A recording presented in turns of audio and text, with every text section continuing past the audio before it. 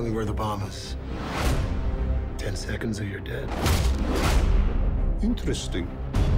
I'm the only one who knows where that nuke is. Well, then, in that case, I'd say you'd better stop.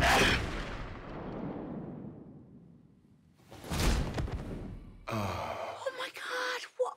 Why did you do that? I didn't do it on purpose. There's like a ton of pollen in here.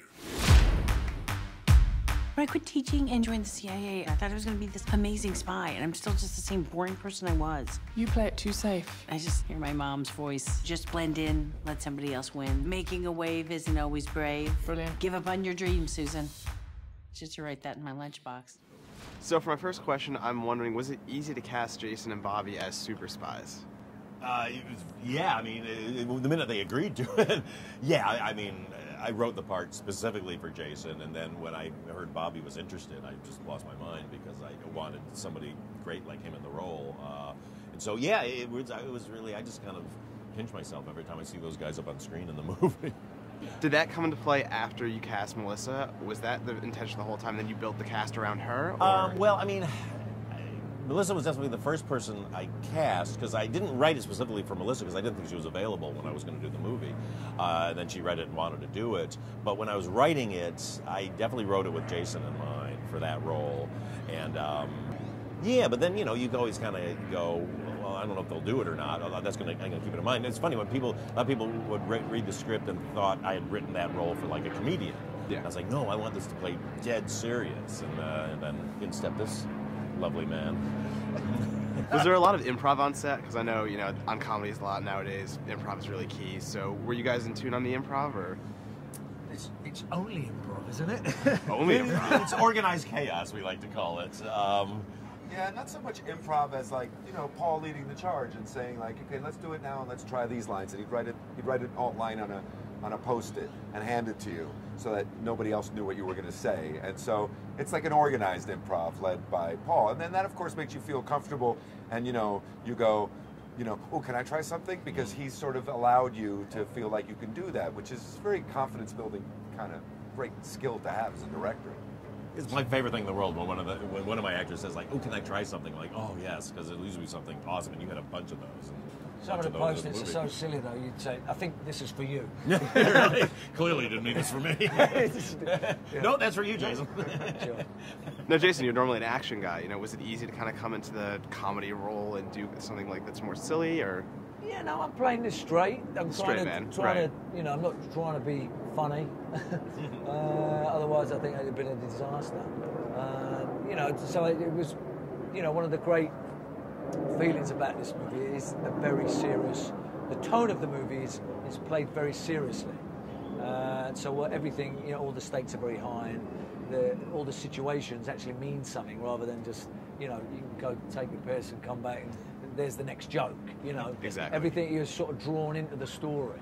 So, yeah, it was definitely something different for me because the end product is not what I'm used to doing, you know. This is a different audience for this, yeah. So what are some of your favorite spy movies, and did that play into your preparation for the role or the film? For me, Casino Royale is a real touchstone because it's the perfect blend of great action that feels grounded and real, and yet characters that are having real emotions. You know, it's the first time we saw somebody kind of upset in a Bond movie about somebody getting killed when Eva Green's, you know, character gets upset about that. And so I just really love the way that Martin Campbell shot that movie. And so that was a real inspiration for me, loving all the Bond movies, but that was also one that took it dead serious because the Bond movies have gotten so silly over the years with all the gadgets and stuff. So, yeah. You guys, any favorites? Or Kind of like In Like Flynn.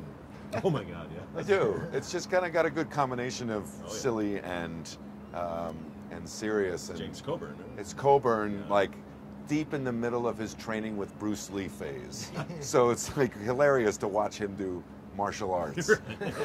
Like he clearly believes he's really good at it because Bruce Lee's his private teacher, and it just makes me laugh, that movie. Now, Jason, I'm a huge Crank fan, so I have one really quick question, obviously. Back in 2011, Crank 3 was kind of teased, and Neville Dine said that it's only a time thing and it's going to happen. Is that still on the table these years later? And is that a character you want to go back to? If Paul says make one, then I think we should. Do it. They're so funny. You know, it's... You know, when you do something, you always... And you have a bit of sort of fun making it, and you have a relative success with it. Why wouldn't you do it again? You know, it's not like digging a road, is it? So it's trying to get the right, you know, the pages have to be decent. It's right. It has to work on the page before you step in and start throwing yourself around for no reason. Otherwise, it just gets repetitive. But I'd love to do it. I would, you know. Is that still an idea, or is that on the table, or? Those two have to get their heads together. If they want to do it, then you know, then there's a conversation. Yeah. Okay. But you know, I had a great time playing that part, so I'd be silly to say no. Yeah. We've intercepted chatter that Rayana Boyanov knows where that nuke is. She knows the identity of all our agents. We need someone to find the bomb without being detected, but it can't be any of you. We need someone invisible. I'll do it. Okay. Thanks, lunch lady. I'm serious. Don't let me down, Cooper. I will not. I will let you up. Stop talking. I will let you up. We're giving you a new identity. You will no longer be Susan Cooper. You're Penny Morgan, divorced housewife from Iowa. It's a confidence builder. You really think you're ready for the field?